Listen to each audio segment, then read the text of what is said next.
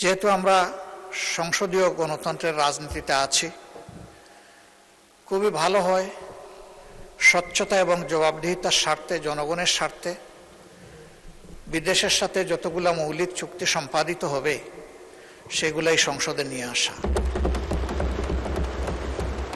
এই 350 মানুষই কিন্তু 18 কোটি মানুষ বা 20 কোটি মানুষের প্রতিনিধিত্ব করছেন।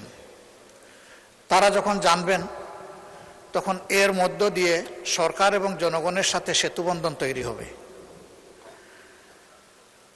এটা আমরা সবাই বলি, সবাই চাই যে আমাদের রিলেশন হবে মিউচুয়াল রেসপেক্ট এবং ইকুইটির ভিত্তিতে।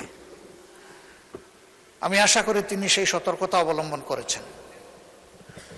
আমি এও আশা করি যে আমাদের স্বাধীন ফরেন পলিসিতে কেউ হস্তক্ষেপ করুক, এটা আমরা কখনো মেনে নেব না।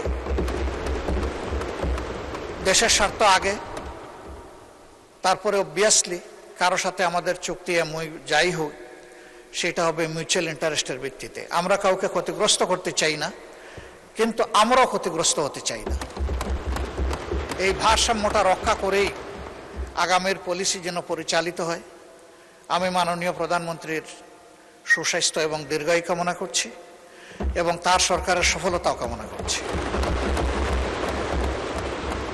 শুধু এতটুকু যে এই সংসদ যেন সকল কর্মকাণ্ডের মূল কেন্দ্রবিন্দু হয়, সংসদকে বাইপাস করে যেন কিছুই না হয়, সব কিছু হোক সংসদের ভিতরে। এই সংসদ আলো ছড়াক, আগামী দিনে জনগণ, সরকারি দল, বিরোধী দল সকলের কার্যক্রমকে তাদের অ্যাকাউন্টে নিয়ে তারাই তাদের সিদ্ধান্ত নেবে। এখানে সরকারি দল সকল ক্রেডিট নেবে আর বিরোধী দল সব কিছুতে বিরোধিতা করবে। আমরা ব্যক্তিগতভাবে এবং দলগতভাবে আমরা এই কালচার সমর্থন করি না। সরকারি দলকেও বিরোধী দলকে সম্মান করতে হবে, আর বিরোধী দলেরও দায়িত্ব থাকবে দেশ গঠনে তার জায়গা থেকে যথাযথ ভূমিকা রাখা।